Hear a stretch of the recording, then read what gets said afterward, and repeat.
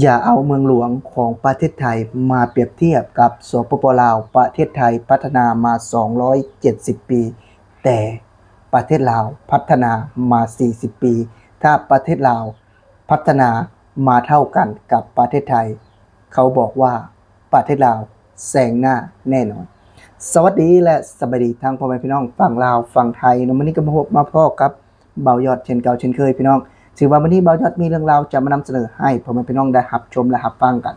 เป็นเรื่องราวของหนุ่มรปภคนหนึ่งเนาะที่ทำงานอยู่ทางฝั่งลาวคนละว่าจะเพิ่นได้มาแซะได้มาคอมเมนต์ในช่อง TikTok ของเบาต้นเนาะที่แบบว่าเห็นรีวิวประเทศไทยและก็ชื่นชมประเทศไทยที่แบบว่าได้เห็นถนนดีถนนงามเมืองเจริญศรีวิไลเนาะเบาต้นเปิดการรีวิวไปประมาณนี้แต่มีบางคนที่บ่พอใจเนาะนั่นก็คือหนุ่มมนุษย์ถ้ำใหม่อีกตัวเนาะเป็นรปภที่ทำงานอยู่ทางฝั่งลาวคนบอกว่าถ้าหากว่าประเทศไทยนะเกิดพร้อมกันหรือว่าปลดปล่อยพร้อมกันกับประเทศลาวคงพัฒนาไม่แตกต่างกันเนาะเผลอๆลาวอาจจะพัฒนามากกว่านี่คือความคิดของเราเนาะแต่ว่าปัญหาทางด้านการพัฒนาหรือว่าทางด้านแนวคิดแตกต่างกันมากเนาะแตกต่างกันมากซึ่งเพิ่นบ่ได้มาในประเทศไทยบ่ได้มาเบิ่งตัวจริงเนาะว่าการเป็นอยู่ว่าการพัฒนาเพิ่นเป็นแบบใดเพิ่นก็บ่ได้ฮู้จักบ่ได้สนใจเนาะแค่ว่าลาวเนาะแบบว่ามาช้ากว่าก็ย่อมว่าอยู่ตามหลักอันนี้บ่แม่นเรื่องแปลกเนาะแต่ในมุมมองที่คนลาวเนาะหรือว่าหลายๆยูทูบเบอร์หลายๆท่านที่เฮ็ดคลิปลงในช่อง YouTube แล้วก็อาจจะถึกใจแน่บ่ถึกใจแน่สำหรับคนลาวบางกลุ่มเนาะพวกนี้ก็เลยออกมาตอบโต้ออกมาต่อต้านว่าลาวเป็นแบบนี้เด้ลาวเพิ่งพัฒนาเนาะแต่ถ้าหากว่าลาวนะพัฒนาไปพร้อมกับไทยเพิ่นว่าเนาะคงจะบ่ห่างกันขนาดนี้คงจะแบบว่าถ้าลาวแซงกว่าอันนี้คือแนวคิดของคนลาวบางกลุ่มที่อคติเนาะอคติซึ่งว่าหลายคนก็เพิ่นก็บ่ได้มองว่าคืออย่างบ่ยอดเองเนาะหรือว่าคนลาวที่เพิ่นทำคลิปเพิ่นนำเสนอว่าประเทศไทยเพิ่นพัฒนาแบบนี้วิธีแนวคิดแนวการกระทำเพิ่นแบบนี้เนาะควรเอาไปเป็นแบบอย่างบ่ควรเอาไปพัฒนาบ่อันนี้คือแนวคิดของคนลาวที่มาทำงานในประเทศไทยแล้วเห็นสังคมอยู่ในประเทศไทยและคนลาวเนาะบางคนเพิ่นก็บ่เข้าใจว่าเฮาเปรียบเทียบว่าเมืองเพิ่นเจริญแล้วเด้เมืองเพิ่นเจริญหลายร้อยปีแล้วเนาะหรือว่าเมืองเพิ่นเจริญกว่าบ้านเฮาแฮงเด้เนาะบ่อยากให้เอาตัวนั้นมาเป็นอยู่ในสมองเนาะสหากว่าคนมีสมองอยากให้ว่าเอา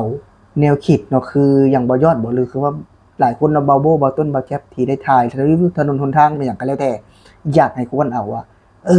ประเทศเพิ่นเนาะมีการตรวจสอบมีลักษณะประมาณนี้เนาะมีวิธีคิดแบบนี้อยากให้เอาณตรงนี้ไปพัฒนาสลายกลัวเนาะและเป็นหยังคือออกมาคอมเมนต์ในลักษณะนี้เนาะหรือว่าบ่พอใจเนาะบ่พอใจสิ่งที่เฮาเฮ็ดได้นั่นก็คือเลื่อนผ่านบ่ต้องมาคอมเมนต์บ่ต้องมาเฮ็ดเนาะเพราะว่ามันบ่ได้เกิดให้บ่ยอดเสียหายเด้มันเกิดให้ตัวเจ้าเนาะอย่างมื้อนี้เนาะบ่ยอดเองก็ออกมาเว้าเนาะเป็นหยังบ่ยอดจึงออกมาเว้าแบบว่าบ่ยอดอธิบายว่าในการที่เอานำคลิปเสนอเรื่องราวที่เป็นไทยเนาะแน่นอนว่าบ่ยอดอยู่ในประเทศไทยหลายปีเนาะบ่ยอดก็ได้เห็นสังคมไทยพี่น้องยังยกตัวอย่างเรื่อง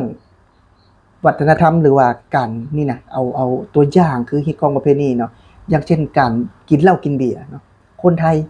กินก็บ่ได้น้อยกว่าคนลาวนะถ้าหากว่าเปรียบเทียบกินก็บ่ได้น้อยแต่ว่ากินมีหลักมีการกินมีเหตุมีผลเรียกได้ว่าซั่น1การกินอยู่โรงเรียนไม่ให้นำเครื่องดื่มแอลกอฮอล์เข้าไปดื่มเนาะในสถานที่ข้าราชการศึกษาเนาะแล้วก็2พี่น้องวัดเนาะเพิ่นก็บ่ให้เอาเข้าไปกินและเป็นหยังบ้านเฮาแฮงม่วนเนาะงานวัดนี่เดี๋ยวบ่ยอดจะถ่ายรีวิวให้เบิ่งเนาะบ่ยอดกลับไปว่างานวัดบ้านบ่ยอดจะเป็นเหมือนทางฝั่งประเทศไทยบ่ยอดก็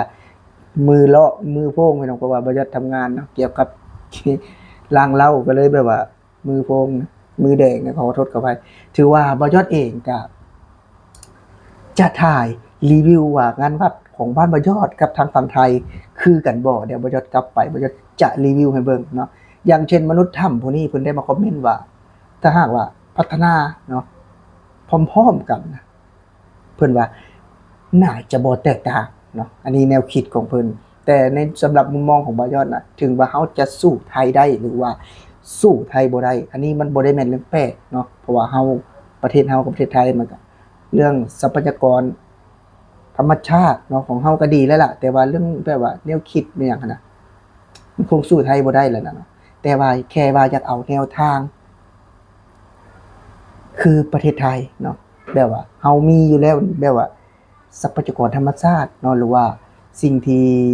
ประเทศเฮามีนะบ่แห่บ่เงินบ่คำอะไรต่างๆมีอยู่แล้วเนาะเฮาควรจะใช้สิ่งเหล่านั้นแบบว่ามาเกิดประโยชน์แบบว่าสูงสุดกับ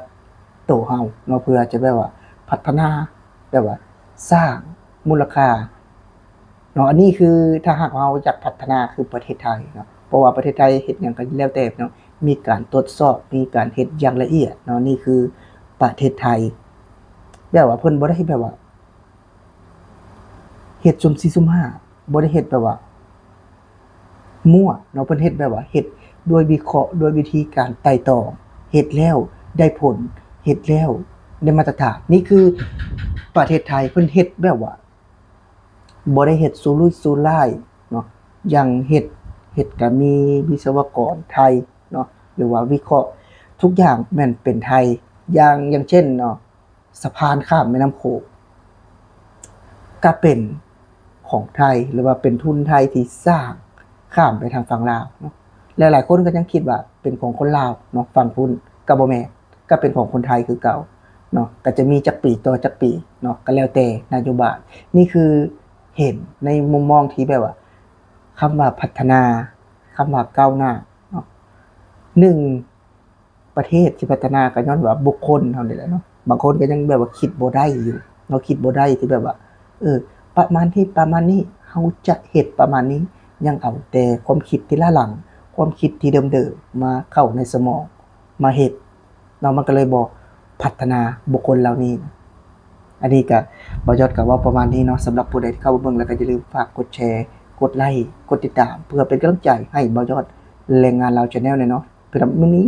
บ่ยอดสิขอลาพี่ลาน้องไปก่อนเมื่อสุผู้สุคนเนาะสำหรับผู้ใดที่เข้ามาเบิ่งแล้วก็ขอให้มีโชคดี